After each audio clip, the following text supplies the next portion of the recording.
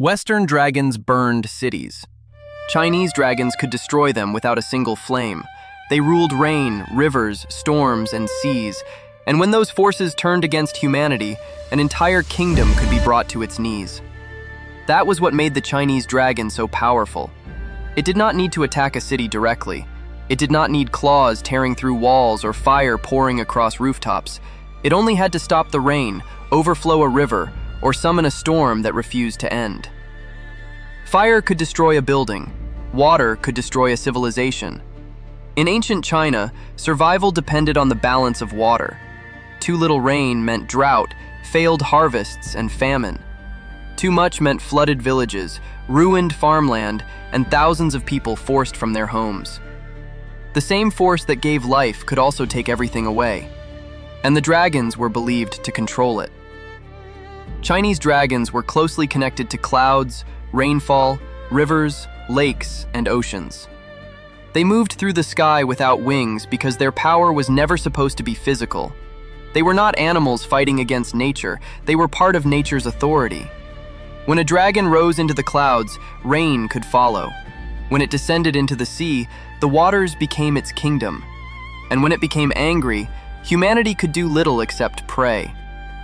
This power was represented most clearly by the dragon kings. Chinese tradition described 4 great dragon kings ruling the seas surrounding the world. Each governed a different direction and commanded an underwater court filled with soldiers, spirits, and treasures. But their greatest weapon was not an army, it was the weather. Welcome to Eastern and Western Legends. Here, we explore together the most mysterious myths, legends, and epic stories from both East and West. The Dragon Kings could send rain to desperate farmers, calm dangerous waters, or allow rivers to nourish the land. But they could also unleash storms and floods. Their favor meant prosperity, their anger meant disaster. That made them different from many Western dragons. A Western dragon was often something a hero could fight. It lived in a cave, guarded treasure, terrorized a kingdom, and could eventually be killed by a sword or spear. Its destruction was immediate and visible. People could see the flames. They could see the monster approaching. But how do you fight a drought? How do you defeat a river that has swallowed every road out of your city? How do you challenge a storm that has destroyed the harvest before a single soldier has entered the battlefield? A Chinese dragon did not have to stand before an army. It could attack the system keeping that army alive. Without rain, crops died. Without crops, food disappeared. Without food, people suffered, armies weakened, and rebellion became more likely. A ruler could survive an enemy at the border, but not a population that believed heaven had turned against him. That was why the dragon also became inseparable from the emperor.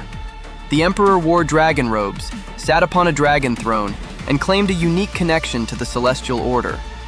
The dragon represented his authority, wisdom, and right to rule. But this symbolism contained an uncomfortable truth. The emperor could place dragons on his clothes, his palace, and his banners. He could not command an actual storm.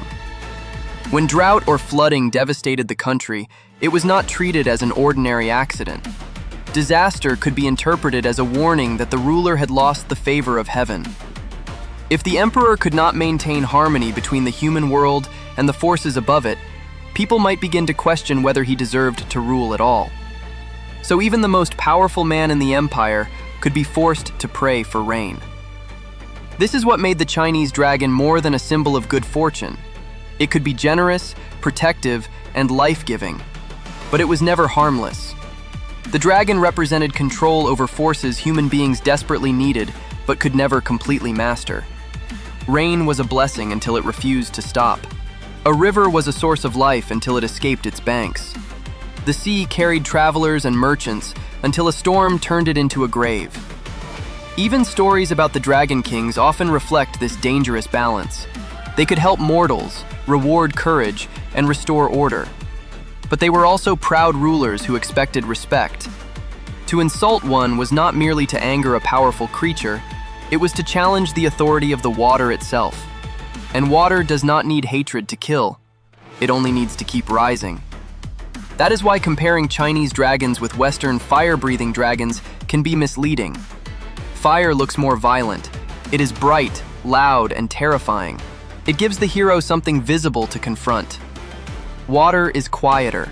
It enters the streets, covers the fields, destroys the food supply, and separates communities. Long after the storm ends, disease, hunger, and disorder may remain. A city burned by fire can begin rebuilding once the flames disappear. A kingdom trapped between drought and flood may collapse without ever seeing the creature responsible. The most dangerous power of the Chinese dragon was not that it could destroy people. It was that it controlled what people needed to survive. That also explains why Chinese dragons were usually treated with reverence instead of hunted as monsters. Killing such a being would not simply remove a threat. It could break the relationship between humanity and the natural order.